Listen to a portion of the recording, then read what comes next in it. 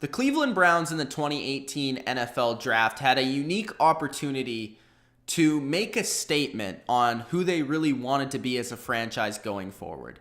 And we all knew at the first overall pick that the Cleveland Browns were going to pick a quarterback. But for months, for weeks, months, and years, really, it seemed like the Cleveland Browns, nobody knew who they were going to pick with the first overall pick until really the night before the draft. And then even when they did, in fact, pick Baker Mayfield, it seemed like a shock and a surprise throughout the NFL and throughout the NFL fan base. So the pick of Baker Mayfield, although, like I said, they had the ability to make a statement with studs in the first 4 overall picks here, 1 and 4 overall. They had the opportunity to pick a stud on offense and a stud on defense, or go whatever way that they really chose to go.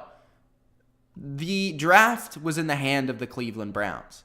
And to me, they really disappointed on how they were able to take advantage of these picks.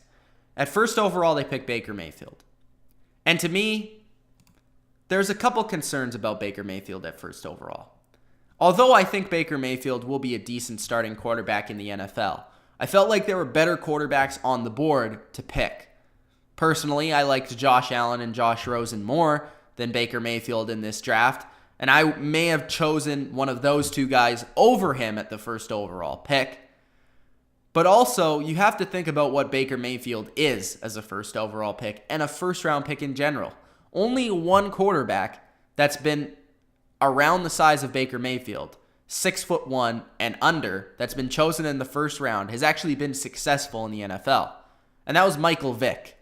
Michael Vick is a unique athlete. Michael Vick is a once-in-a-lifetime NFL player. And Baker Mayfield is not the athlete that Michael Vick is. To me, Baker Mayfield has great accuracy. He has good arm strength. He has things that you look for in a quarterback, but his biggest weakness is his size.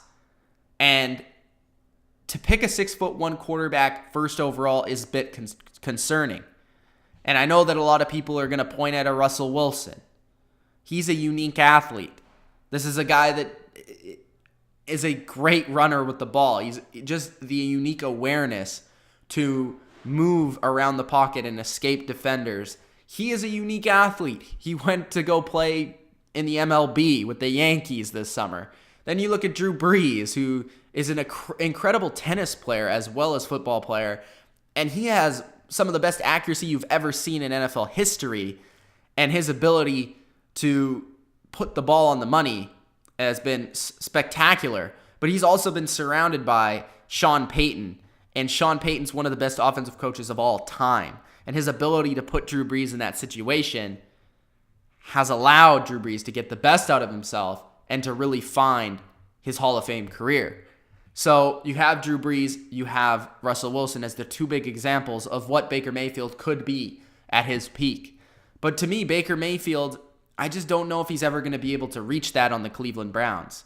To me, this isn't an athlete that will be able to take over games. This isn't an athlete that in college, sure, he was athletic enough to get outside the pocket and make plays and make things out of nothing and throw it down the field.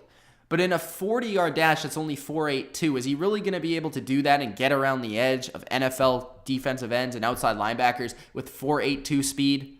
I don't really think so. And from the pocket, he's not very experienced in college football with a complicated system. He had a lot of easy reads. You look at his highlights, a lot of wide open receivers in Oklahoma. And of course, that's a great offensive system there in Oklahoma. So to me, Baker Mayfield, yes, he's better than Johnny Manziel. No doubt about it. But he may struggle with some similar things that Johnny Manziel did struggle with on the field coming to the NFL, and just not having that same athleticism difference from college to the NFL. And then also looking at his off the field. It is a little bit concerning to me that Ryan Leaf is the guy that points to Baker Mayfield as possibly being the biggest bust, because you look at him and he says that there's something about his attitude that strikes him wrong. And if anyone knows bust, it's probably Ryan Leaf. It's probably him.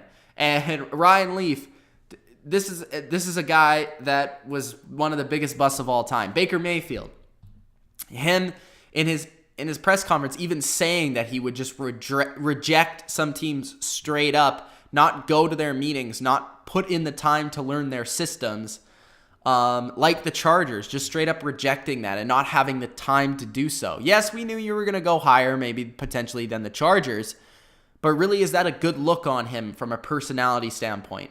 Yes, he's shown great leadership on the field, but is it going to be the same in the NFL? I don't know. There's a lot of questions for me at Baker Mayfield first overall. And then you have Denzel Ward fourth overall. Denzel Ward, good player, solid corner, possibly the best corner in this draft. I also really like Jerry Alexander and Mike Hughes. All three very good at man coverage. All three good cover corners. All three good athletes. But to me, Denzel Ward, 5'10", a little bit on the small side. I do think that he'll be a good corner. And it was a need for the Browns. But you're thinking about fourth overall, where you're trying to pick the best player available. And to me, the best player available at number 4 overall was Bradley Chubb. Bradley Chubb can change your defense. Bradley Chubb, with the combination of Myles Garrett, will completely change the identity of your defense and give your defense an identity that it desperately needs. And that's a pass rush, a duo that will be dominant in the NFL, Myles Garrett and Bradley Chubb. Instead, Bradley Chubb goes to form his own duo in Denver with Von Miller. And I just feel like Denzel Ward, good player. But when you're talking about Bradley Chubb, could be a guy that could potentially be a great player. And yes, Denzel Ward, again, good corner, fits a need. I don't think he's Marshawn Lattimore from a year ago. He's a solid player. He fits a need. He's just not the best guy in that scenario. That's why I have to mark that down a little bit. And then you go to the second round. They get a center, Austin Corbett from Nevada. And to me, just center in general wasn't your biggest need at this spot. I feel like the Browns, they needed safeties. They could have added another corner in this spot. They could have added to their defensive line. They could have added a left tackle in this spot. But instead, they go with a center. And J.C. Tretter is their current center. I feel like he is an NFL caliber starting center. I don't really understand this pick. You also have 2 very good guards. It is what it is, and other people felt like this was a reach in this spot. I just felt like you could have potentially helped your safety position or helped another position at this spot instead of going for a center. And then at 35th overall, Nick Chubb. He's just another Carlos Hyde to me. Not very explosive, and he's even more one-dimensional than a Carlos Hyde in his game. He's a runner. He doesn't really catch the football much, plus he has some injury issues with his knees. Will they hold up in the NFL? So there's just a lot of concerns with their picks. Those are 4 picks, your top 4 picks. All a lot of concerns. And it may seem like I'm nitpicking, but I'm really not. I just wanted to see the Browns kill their draft because I want to see the Browns be a good team. But to me, they just went in the wrong direction with every single one of these picks. Again, with the Nick Chubb pick, did you really need a running back here? You have Duke Johnson, who's a good catcher of the football. You have Carlos Hyde, who's a serviceable running back. If Nick Chubb turns out to be a stud, then I'm wrong, but it is what it is. Chad Thomas, I didn't mind this pick. You had a nice edge rusher to a group that already has some decent talent. I think it's a solid pick. He could come in on third downs and get after the passer, and Miami had a good pass rush last year, and he was a big reason why. Antonio Callaway is a little bit of a questionable pick from Florida. Yes, he has a lot of athleticism, but you add him to a locker room with a guy like Josh Gordon. Maybe Josh Gordon can help him. Maybe it goes in the opposite and it hurts both Josh Gordon and Antonio Callaway. Gerard Avery, not a bad pick. Versatile linebacker, has some good speed. You can just add depth there at that position. Good pick. But I don't know. I feel like this draft's all going to be about Baker Mayfield and Denzel Ward and how they turn out. And if those 2 guys aren't absolute studs, this draft is going to be a failure for the Browns. And ultimately, I look at this draft and I don't like it. And I would have picked a lot different, and I would have went after a lot of different needs for this team. So for me, I'm going with a D for the Cleveland Browns. I was not a fan of this draft. And you guys can try and prove me different, but that's just my opinion. I hope you guys enjoyed this video. If you did, hit the like button and subscribe to the channel for more NFL draft grades. Peace out.